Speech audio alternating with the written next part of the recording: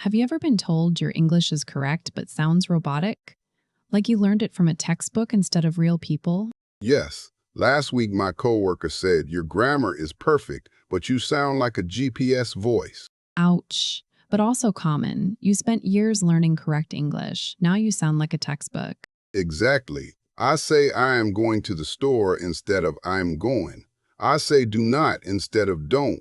I sound formal when everyone else sounds casual. Here's the truth. Correct English and natural English are different languages. You learned correct English in school. But native speakers use natural English in real life. So I've been learning the wrong English? Not wrong, just incomplete. You need both. Correct English for job interviews and presentations. Natural English for everything else. The problem is, most learners only know the correct version. They sound like they're reading from a script even when they're just chatting. How do I fix it? How do I sound more human? First, use contractions. I am becomes I'm. You are becomes your. They will becomes they'll. Native speakers use contractions in almost every sentence. When you don't use them, you sound stiff and formal. But my teacher said contractions are lazy. Your teacher was wrong. Contractions are not lazy. They're natural. Saying I am instead of I'm is like wearing a tuxedo to a barbecue. Technically correct, but completely wrong for the situation. Okay, more contractions. What else? Second, learn chunks instead of words. Native speakers don't think word by word. They think in phrases. I wanna is one chunk. Gonna is one chunk. Gonna is one chunk. Kinda is one chunk. Chunks? Groups of words that always go together, like by the way, or to be honest, or you know what I mean. These are stored as one unit in the brain. That's why natives speak fast. They're not combining individual words, they're pulling out whole phrases. So I should memorize phrases, not just vocabulary lists. Exactly. Stop studying word of the day. Start studying phrase of the day. When you learn a new word, learn 3 sentences that use it. See how it connects to other words. That makes sense. What about intonation? I know my voice is flat. Flat intonation makes you sound bored or robotic. English has a melody. It goes up and down. Listen to this.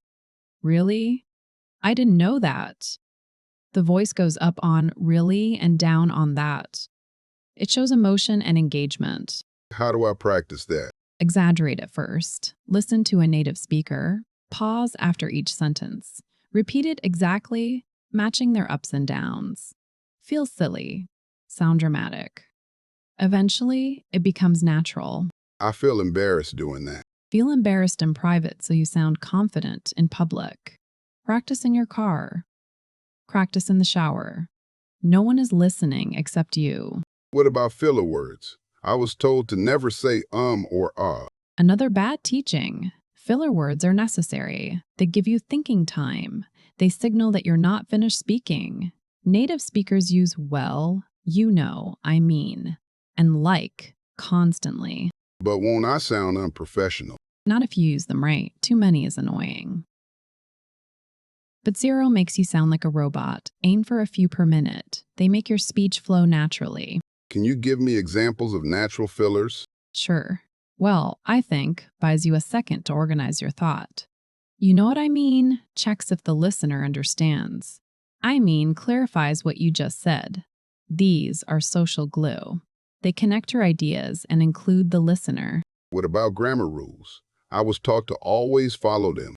Native speakers break grammar rules all the time. They say ain't and gonna and wanna. They end sentences with prepositions. They split infinitives. They use double negatives. So I should break rules too? Learn the rules first, then learn when to break them. In casual conversation, perfect grammar can actually sound strange.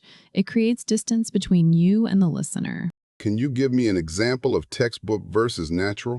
Textbook. With whom are you going to the party? Natural. Who are you going with? Textbook. I do not have any money. Natural. I don't have any money or I'm broke. The natural version sounds so much friendlier. Because they are. Textbook English puts up a wall. Natural English builds a bridge. It says, I'm like you. We're the same. What about vocabulary? I use big words to sound smart. That's another trap. Using complex vocabulary when simple words work better makes you sound like you're trying too hard. It actually reduces clarity. So simple is better? Simple and clear beats. Complex and confusing every time. Say buy instead of purchase. Say start instead of commence. Say end instead of terminate. But won't people think I'm unsophisticated? No, they'll think you're clear. They'll understand you immediately.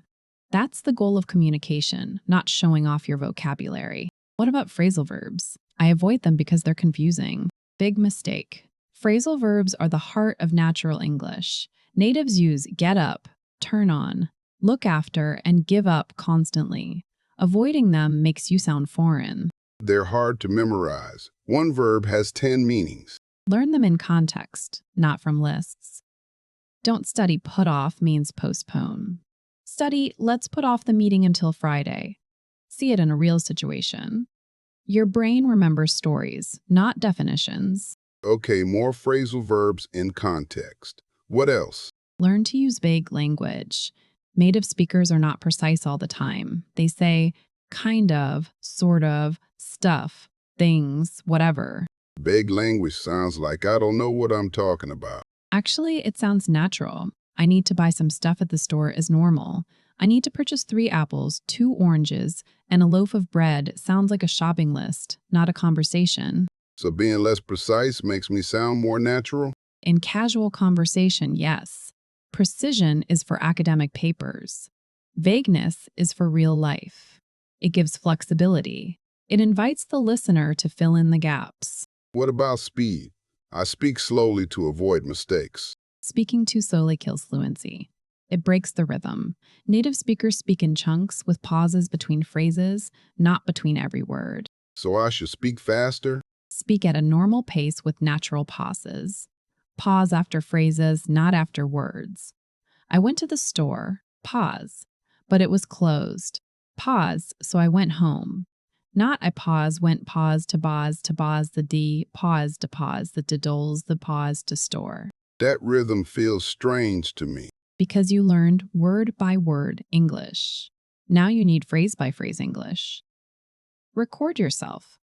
Listen back. Are you pausing at natural breaks or at random places?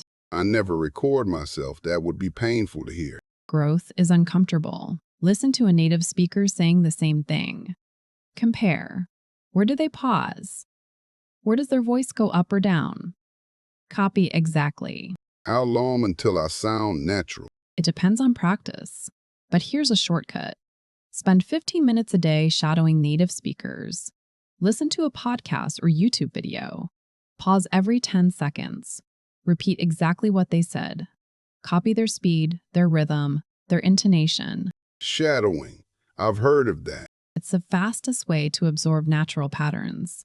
Your brain picks up the music of the language. After a few weeks, you'll start using phrases you never studied. They'll just come out naturally. What if I make mistakes trying to sound natural? You will make mistakes. That's part of learning. But here's the thing. A mistake in natural English is often better than perfect textbook English. At least you sound human. At least you connect with people. I'd rather sound natural and make small mistakes than sound robotic and perfect. Exactly. Perfection is the enemy of connection. Native speakers don't trust people who sound too perfect. They seem fake, like they're hiding something. What about accents? I want to sound British or American. Your accent is part of you. The goal is not to eliminate it. The goal is to be understood clearly while keeping your identity. A light accent with natural rhythm sounds better than a fake accent with robotic delivery. So I shouldn't try to sound exactly like a native? No. That's impossible and unnecessary. Aim for clear, natural, confident English. That's better than native-like perfection. This is a mindset shift for me. I've been trying to be perfect. Shift from perfect to natural. From correct to communicative. From textbook to real life. Your English will transform immediately. Where do I start today? Pick one thing. Contractions. Use them in every sentence today. Then tomorrow, add chunks. Then fillers. Build naturally over time. I can do that. One step at a time. Yes. And remember, the goal is not to sound like a textbook. The goal is to sound like you in English. Relaxed, natural, human. You got this. I've got this. No more robot voice. Exactly. Be human. Be natural. Be you. See you next time.